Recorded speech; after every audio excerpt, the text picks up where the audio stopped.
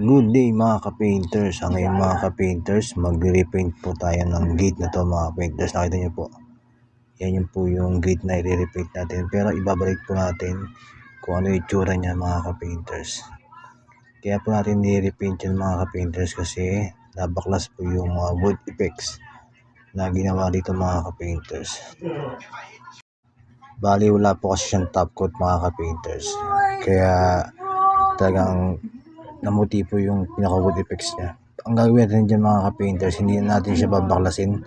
Bali, liliyahin lang natin siya ng liyahan na 100 mga ka-painters. Tapos magpe-primer tayo yan ng panibagong primer. Kaya natin liliya yan para kumapit yung ilalagay natin na panibagong primer mga ka-painters. Pagtapos natin mga ka-painters liyahin, ayan, natin nyo po yan may mga nabaklas pagkaliyan natin. Bago natin mamasilyahin yan, primeran muna natin siya ng epoxy primer mga ka-painters. Yung epoxy primer natin mga ka-painters, kinulayan ko po siya ng kakulay ng ating body filler. Yan na rin yung magiging background natin. Bali gumamit tayo dyan ng tinting color sa pagkulay nitong ating epoxy primer. Ang kulay ng ating tinting color mga ka-painters ay Venetian red. Bali pinatakan natin to para maging kakulay ng ating body filler mga ka-painters. Ngayon po mga ka-painters, natapos na tayo magliha at nalinis natin. Sisimulan na po tayo mag epoxy primer mga ka-painters. Gumamit po tayo dyan ng ating baby roller na astig talaga na parang bugarin ang output. Ito po yung Woolmax na baby roller mga ka-painters. Meron na po nabibili niyan sa mga hardware, yung ganyang baby roller na kung kayo ay magduduko at wala kayong mga compressor o spray gun, pwede nyo pong gamitin yung Woolmax baby roller mga ka-painters. Bali, dalawang coat po ang gagawin natin na epoxy primer dito sa ating ginagawang gate mga ka-painters, itong gate na nire-repaint natin. Ang unang epoxy primer mga ka-painters, doon tayo magmamasilya ng ating body filler. Tapos kapag nalihan na natin yung body filler, mag-primer ulit tayo mga ka-painters. Yan mga ka-painters, nakita nyo naman naka 2 coat na po tayo dyan ng ating epoxy primer mga ka-painters. Kapag natuyo na po mga ka-painters yung ating epoxy primer mga ka-painters, pwede na po tayo mag-apply ng ating wood stain. Parang titimpla lang po tayo ng ating wood stain mga ka-painters. Gumamit lang po tayo dyan tinting color na burn amber. So hinaluan ko po siya ng paint thinner para malambot po siyang ipahe dito sa ating gate na ginagawa mga ka-painters. Hindi po ako gumamit yun ng lacquer thinner. Kasi pag lacquer thinner mga ka-painters, makapansin nyo, madali po siyang tumigas. Madali po siyang matuyo mga ka-painters at hindi nyo po malalaro yung basahan sa paggagawa ng mga wood effect mga ka-painters. Kaya kapag paint thinner ang ginamit nyo, talagang malalaro nyo siya at saka matagal siyang matuyo mga ka-painters.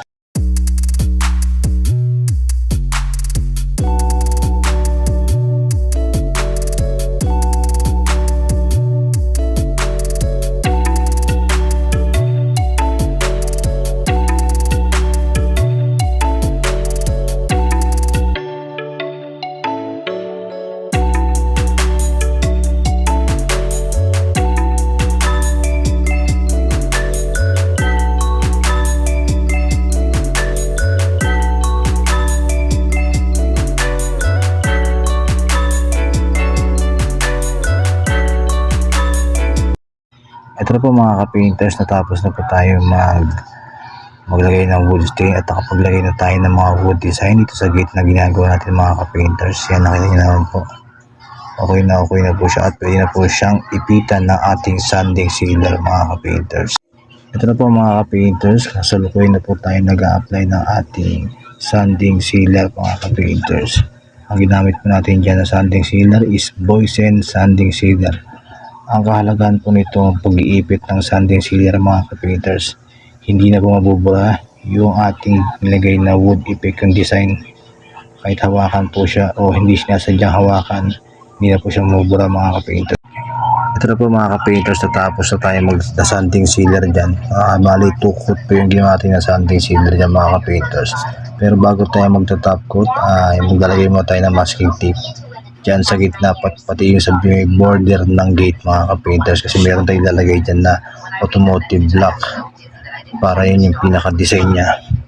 Kasi magiging itsura po kasi niyan, nasa gitna lang po talaga yung pinaka-wood effect niya at meron siyang border na automotive block.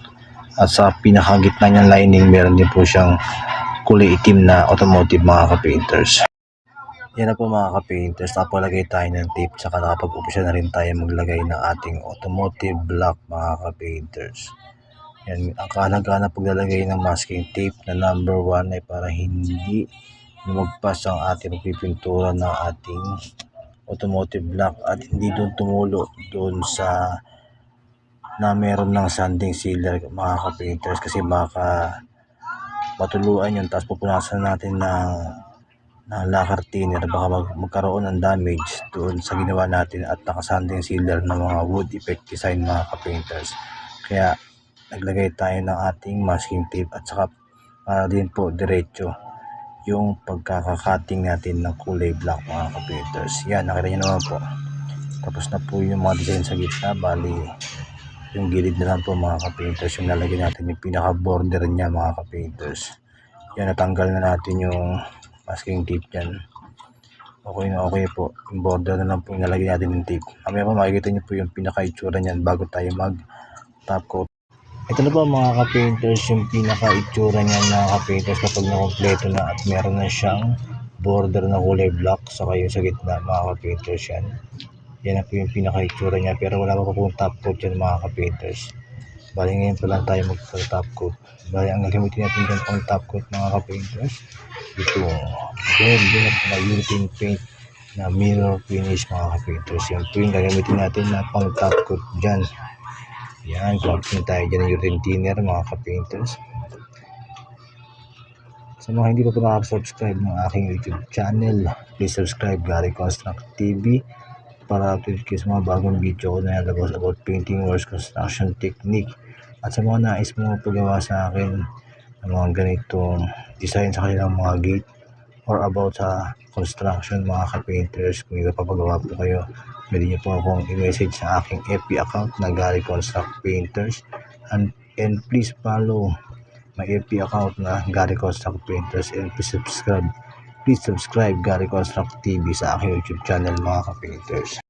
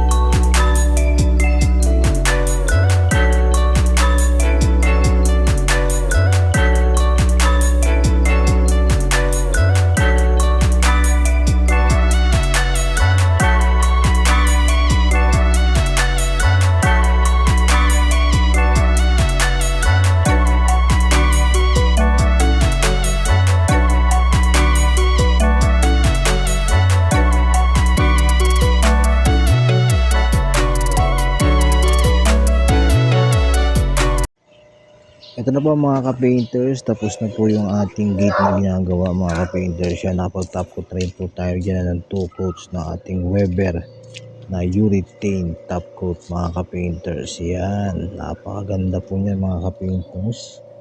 Nakita niyo naman po sa video, nakita niyo naman po yung detalye niyan kung paano ginawa yung mga wood effects na ginawa natin dyan mga ka-painters. Napakaganda.